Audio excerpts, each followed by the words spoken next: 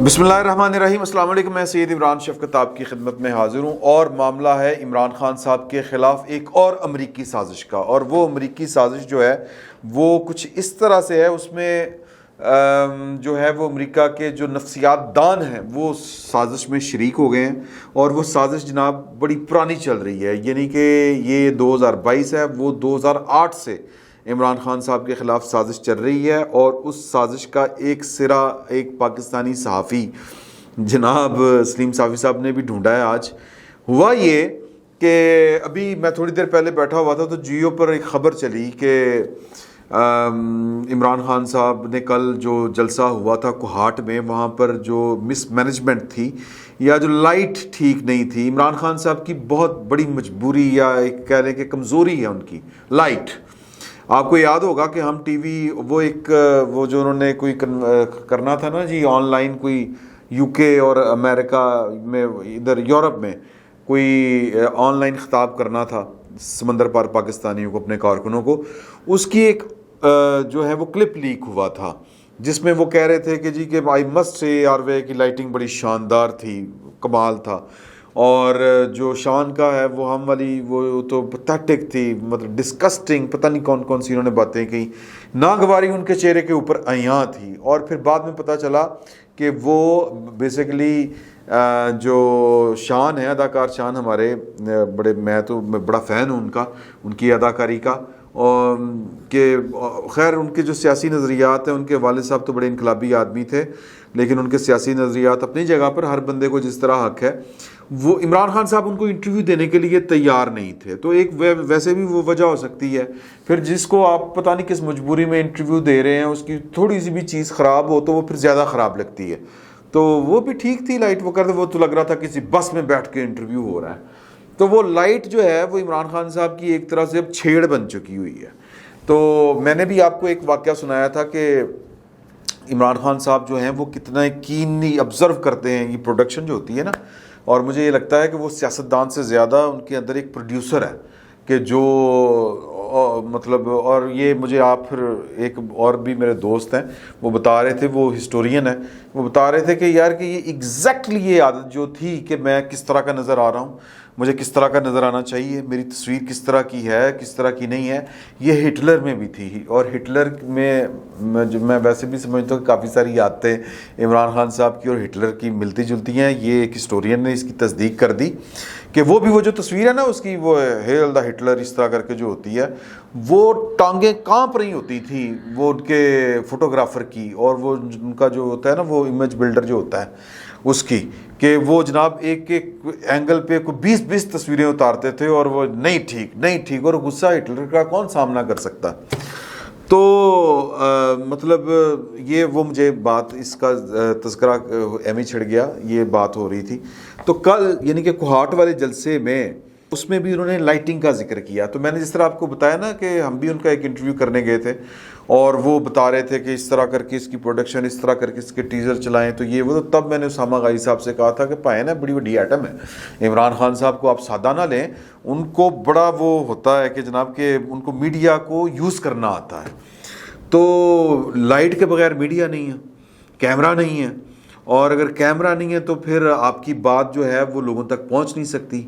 और फिर ये इमरान खान साहब को बड़ी अच्छी तरह अंदाज़ा है, मुझे वो एक इनके बड़े करीबी दोस्त ने बताई ये वाली बात। अब तो इनके करीबी दोस्त टूट के इधर उधर बिखर चुके हैं ना, जिस तरह ओन चौधरी और दूसरे लोग हैं, कि पाइन सवेरे सवेरे उठ के शीशे के सामने खड़े होके अपने बोसे खुद ले रहे होते हैं कि क्या खूबसूरत लगना है, इस उम्र दे विच भी एडा हैंडसम, इतना ग्लो।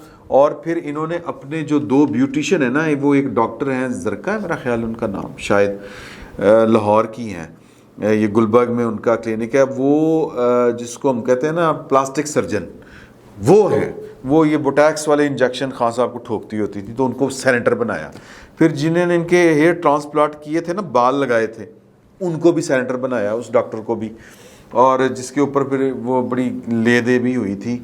तो कहने का मकसद ये है कि खूबसूरत नज़र आना सबकी ख्वाहिश होती है, लेकिन उसको अपनी मतलब जान का अजाब बना लेना, यानी कि उसको मेजर इशू बना लेना, یہ ایک مسئلہ ہوتا ہے. تو لہٰذا کوہاٹ والا جو جلسہ تھا اس میں انہوں نے کھڑے ہو کے کہا کہ لائٹنگ ٹھیک نہیں ہے.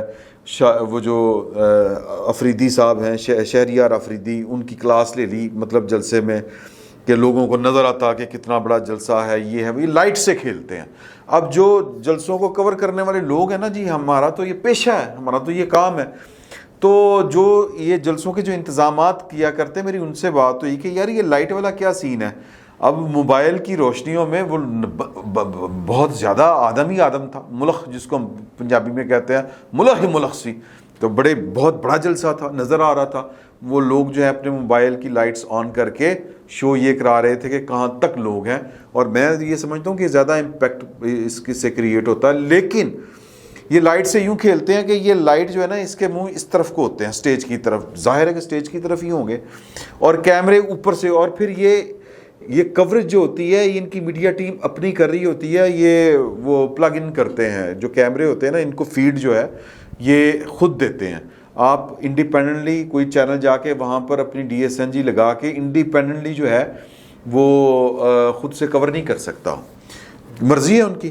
تو پروڈکشن کا ماڈل یہ ہے کہ لائٹ اس طرح سے پڑے کہ جو لوگ ہیں وہ زیادہ, اور پھر کیمرے کا اینگل یہ ہو کہ لوگ جو ہیں وہ جلسہ بہت پھیلا ہوا لگے. تو اگر آپ وہی جلسہ جو ہے اگر اس کو کاپٹر کے ذریعے کریں, جس کو ڈرون کہتے ہیں ہم, ڈرون والے کیمرے سے, تو پھر وہ کلئی کھل جاتی ہے, حقیقت سامنے آ جاتی ہے کہ کتنے لوگ تھے کتنے نہیں. تو یہ ٹرکس ہوتے ہیں, اور یہ حق بنتا ہے, ہر پارٹی کا حق بنتا ہے کہ بڑھا چڑھا کے پیش کرے. تو ہوا یہ کہ ابھی تھوڑی دیر پہلے خبر یہ چلی کہ جو جلسے کا ٹھیکیدار تھا جس نے سارے انتظامات کرنے تھے کوہاٹ والے جلسے کے, اس کو شہریار افریدی صاحب کے حکم کے اوپر پکڑ لیا گیا, کیونکہ عمران خان صاحب ناراض ہو چکے ہیں. اور وہ ٹھیکہ تھا 65 لاکھ روپے کا, اس کا انٹرویو بھی جیو نے چلایا ہے کہ بھئی وہ کل رات سے پکڑا ہوا ہے, حوالات میں بند ہے, تھانہ جنگل خیل کوہاٹ. اور وہ کہہ رہا ہے کہ جی کہ, اور پھر جیو نے وہ والی فوٹیج بھی دکھائی کہ وہ طوفان باد و باراں چلا وہاں پر, اور وہ ہر چیز جو ہے وہ اکھڑ گئی, اور مطلب وہ تہ و تیغ ہو گئی جس کو ہم کہتے ہیں, یا کہہ لیں الٹ پلٹ گئی, کڑماس بج گیا نا جس کو ہم پنجابی میں کہتے ہیں. تو وہ کہتے ہیں جی پولز وغیرہ گر گئے تھے آندھی کی وجہ سے, لیکن مجھے انہوں نے بٹھایا ہوا ہے, اب یہ میرے پیسے بھی نہیں دے رہے. 65 لاکھ کا ٹھیکہ تھا, 30 لاکھ روپے انہوں نے دے دیے, اور 35 لاکھ روپیہ جو ہے وہ ابھی تک نہیں دے رہے. بلکہ پرچہ, کیونکہ پی ٹی آئی کی حکومت ہے کے پی کے میں, تو عمران خان صاحب ان کے امام, ان کے پتہ نہیں کیا کیا کچھ. تو جب ہم یہ بیٹھ کے آپس میں باتیں ڈسکس کر رہے تھے کہ یار یہ کیا طریقہ ہے کہ اگر لائٹ اچھی نہیں ہے تو آپ ٹھیکیدار کو پکڑ کے حوالات میں بند کر دیں. آپ, میرا مطلب ہے کہ ویسے تو بڑے قانون انصاف ریاست مدینہ کی بات کریں, اور ریاست مدینہ کا تو سنہری اصول ہے. آپ صلی اللہ علیہ وآلہ وسلم نے فرمایا تھا کہ جو ہے نا جی وہ محنت کش, اس کا پسینہ خشک ہونے سے پہلے اس کی اجرت ادا کر دو. تو یہ ریاست مدینہ انہوں نے صرف جو ہے وہ برابر لوگوں کو جو ہے وہ بیوقوف بنانے کے لیے وہ نعرہ ہے. تو پریکٹیکلی اس کے الٹ ہے سب کچھ. یہ نظر آ رہا ہے جو شیخ انوار, یہ جو ٹھیکیدار کا نام ہے, اس کے ساتھ جو کچھ ہو رہا ہے. تو یہ ہم باتیں کر رہے تھے, تو ہمارے دوست ہیں عمر جاوید صاحب, ادھر ہمارے کولیگ ہیں, انہوں نے کہا کہ یار آج سلیم صافی صاحب نے ایک کالم لکھا ہے, اور وہ کالم جناب عمران خان صاحب کی جو شخصیت ہے اس کا نفسیاتی جائزہ ہے. جو امریکن ایک یونیورسٹی ہے, اس کے جو پروفیسر ہیں یعنی کہ نفسیات دان ہیں, انہوں نے وہ کالم یعنی رپورٹ بنائی ہے. اور وہ ہم نے, سلیم صافی صاحب نے تو اس یونیورسٹی کا اور پروفیسرز کا نام نہیں بتایا تھا اپنے کالم میں, تو وہ ہم نے بڑی کوشش کر کے ڈھونڈا ہے. وہ ڈاکٹر لارنس اور ڈاکٹر ویسٹن یہ ہیں, یہ 2008 سے جب سے عمران خان صاحب مشہور ہوئے ہیں, یہ ایک ان کی تنظیم ہے NSI. ان کا جو سلوگن ہے نا, ان کی کمپنی کا جو ماڈل ہے جس بیس پہ یہ کام کرتے ہیں, وہ ہے جی کہ helping clients understand people and their behaviours. تو یہ مطلب انہوں نے 2008 سے لے کے 2018 تک عمران خان صاحب کے جو سیاسی بیانات ہیں, جلسے جلوس میٹنگز, اور ان کا جو طرز عمل ہے, اس کا ایک نفسیاتی ایک جائزہ لیا ہے ڈیٹیل میں. اور پھر انہوں نے ان کو قرار دیا ہے ان کا جو کہہ لیں نا کہ جی کہ وہ جو کھاتا بنایا ہے یا کہہ لیں کہ جو احاطہ کیا ہے ان کی شخصیت کا، اس میں ان کو کہا گیا ہے کہ جی کہ یہ نرگسیت پسند ہیں، یہ میکاولین ازم کے قائل ہیں، امپلسو پرسنالٹی کے مالک ہیں۔ امپلسو مین جذباتیت حد سے زیادہ، اور نرگسیت کے خود پسندی انتہا سے زیادہ۔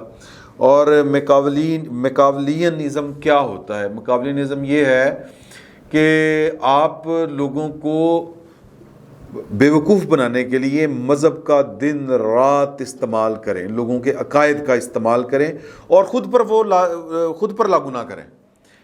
اچھا، اب یہ عمران خان صاحب کی پھر سلیم صافی صاحب نے بڑا اس کا خوبصورت انداز میں اس کو انہوں نے لکھا ہے، اور اس کی نرگسیت کے حوالے سے کہا ہے کہ یہ عناصر ان کے اندر بدرجہ اتم موجود ہیں۔ یہ ایک ایسا شخص بناتے ہیں جو اپنے آپ کو پسند کرتا ہے، جو اپنے آپ کو ہی اچھا سمجھتا ہے اور اپنے ذمے لیے ہوئے ہر کام کو انجام دینے کے لیے خود کو قابل سمجھتا ہے، اور کہتا ہے کہ باقی اور کوئی نہیں کر سکتا، میں ہی کر سکنا۔ اور پھر وہ کہ کسی بات سے متعلق اپنی سوچ، اپنی پسند ناپسند یا پھر اپنے فائدے اور نقصان کی بنیاد پر ترتیب دیتا ہے۔ وہ عام طور پر اپنی رائے، حقائق یا عقل کے بجائے جذبات، دقیانوسی تصورات، اسٹیریوٹائپ، گھسے پٹے فکروں اور عوامی طور پر مقبول تصورات کی بنیاد پر بناتا ہے۔ عمران خان کے میکاولینزم جو تاریخ تگڑم اس کو کہتے ہیں، انہوں نے ترجمہ کیا، اور MIDC کے آؤٹ گوئنگ پیمانوں پر جو اسکور اگر سیٹ کرتے ہیں وہ، تو وہ کہتے ہیں کہ جی کہ یہ موقع شناس ہوتا ہے۔ مطلب یہ جو عمران خان صاحب کی ساری چیزیں ہیں نا، یہ ان تین چیزوں کے اندر فال کرتی ہیں، اور ان میں سب سے بڑی جو چیز ہے وہ یہ ہے کہ خود کو بالا برتر سمجھنا، عام آدمی سے عام آدمی کی بات کرنا، لیکن اس کو اپنے برابر نہ دیکھ سکنا۔ تو یہ وہی ہے۔ مجھے یاد پڑتا ہے کہ جب عمران خان صاحب کی حکومت آئی تھی تو انہوں نے جو دو بڑے کام جو کر کے، یہ کہتے ہیں نا کہ یہ کہتے پھرتے ہیں کہ ہمیں تو کچھ کرنے نہیں دیا گیا، ہماری تو حکومت بھی سادہ اکثریت نہیں تھی، یہ تھی وہ تھی۔ دو کام ایسے ہیں کہ جو یہ کر لیتے تو کمال ہو جاتا۔ پہلا، انہوں نے بلکہ تین کام آپ گن لیں کہ جب یہ وزیر الیکشن جیت گئے، حلف اٹھانے سے پہلے یہ عمرہ ادا کرنے گئے تھے، اگر آپ کو یاد ہو تو انہوں نے مطلب زلفی بخاری صاحب کو بھی، وہ پرائیویٹ جیٹ میں جا رہے تھے، وہ ساتھ لیا۔ زلفی بخاری صاحب کا نام ECL میں تھا، تو انہوں نے فون کر کے ECL سے ان کا نام نکلوایا، قانونی تقاضے پورے کیے بغیر، اور چونکہ سیم پیج تھا، چونکہ لانے والے جو تھے وہ دوست تھے، ان کے ساتھ تعلقات جو تھے ابھی سٹارٹ ہی تھا، وہ مشن جو تھا ابھی سٹارٹ بھی نہیں ہوا تھا، تو زلفی بخاری صاحب کا نام نکلا۔ تو یعنی یہ قانون کی پاسداری لوگوں کے لیے، اور جب اپنی باری آئے تو قانون کو توڑنا کوئی جرم نہیں۔ تو یہ کیا تاثر گیا؟ اس کا تاثر یہ تھا کہ عمران خان صاحب بھی اسی مطلب آپ کہہ لیں کہ اسی راہ کے مسافر ہیں، مطلب وہی ہے عمران خان صاحب بھی وہی ہیں جو باقی ہیں، صرف کہنے کی حد تک عمران خان صاحب قانون، انصاف، بلا بلا بلا، یعنی کہ وہی بات جو ہے نا وہ امپلسو اور میکاولینزم، اس پر میکاولینزم آئے گا، میکاولینزم، میں اگر پروناؤنس پراپر کر رہا ہوں تو پھر دوسرا واقعہ یہ ہوا کہ طاہر شاہ صاحب ایک MPA تھے سندھ کے، PTI کے تھے، انہوں نے ایک آدمی کو پکڑ کے نا، عمران شاہ صاحب، اور انہوں نے ایک آدمی کو پکڑ کے تھپڑ مار دیے بیچ سڑک کے، لیکن عمران خان صاحب نے ان کو کچھ نہیں کہا۔ ہونا تو یہ چاہیے تھا کہ ان سے معافی منگواتے اور ان سے ریزائن بھی لیتے، ابھی حکومت ان کی بنی نہیں تھی، تو یہ والا ایشو ہو گیا تھا۔ تو تاثر کیا جانا تھا کہ بھائی میرے ساتھ جو ہے وہ جو اس طرح کا بندہ نہیں چل سکتا جو اپنے آپ کو سپریم تصور کرتا ہو، کیونکہ ان کی ساری جد و جہد اسی کے خلاف تھی، یہ نیا پاکستان بنانے نکلے ہوئے تھے۔ اور پھر تیسرا واقعہ کہ جب انہوں نے بلڈنگ جو بائی لاز ہوتے ہیں، بنی گالا یعنی کہ ایک غیر قانونی تعمیر تھی، تعمیرات کا شاہکار تھا، اور انہوں نے اس کو گرانے کے بجائے، اس کو گرا کر نیا بنانے کے بجائے سپریم کورٹ سے مطلب ثاقب نثار صاحب کی عدالت سے جو ہے وہ رائت حاصل کی، اور لیکن لوگوں کے مکان سارے گرا دیے اسلام آباد میں، وہ جو کچی بستیاں گرا دیں۔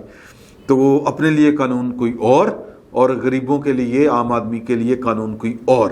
تو عمران خان صاحب کی شخصیت کا احاطہ جو یہ ڈاکٹر لارنس اور ڈاکٹر ویسٹن نے کیا ہے، وہ ایک جذباتی آدمی جس کا یعنی پالا اگر کسی سے پڑ جائے، یعنی کہ وہ کوئی نظریہ، کوئی ایشو جب وہ کوئی مسئلہ کھڑا کرتا ہے تو پوری شدت کے ساتھ اس کو لے کے چلتا ہے، لیکن آگے سے کوئی زیادہ طاقتور ٹکر جائے، زیادہ پاگل ٹکر جائے تو یو ٹرن لے لیتے ہیں۔ یہ ان دونوں ڈاکٹروں کا تجزیہ ہے کہ عمران خان صاحب کو جو انہوں نے جانا سمجھا، اس سے ان کا نتیجہ جو اخذ کیا ہے انہوں نے کہ یہ یو ٹرن لینے کے ماسٹر ہیں، اور وہ یو ٹرن انہوں نے لیے، بار بار لیے۔ یہ انہوں نے لکھا ہے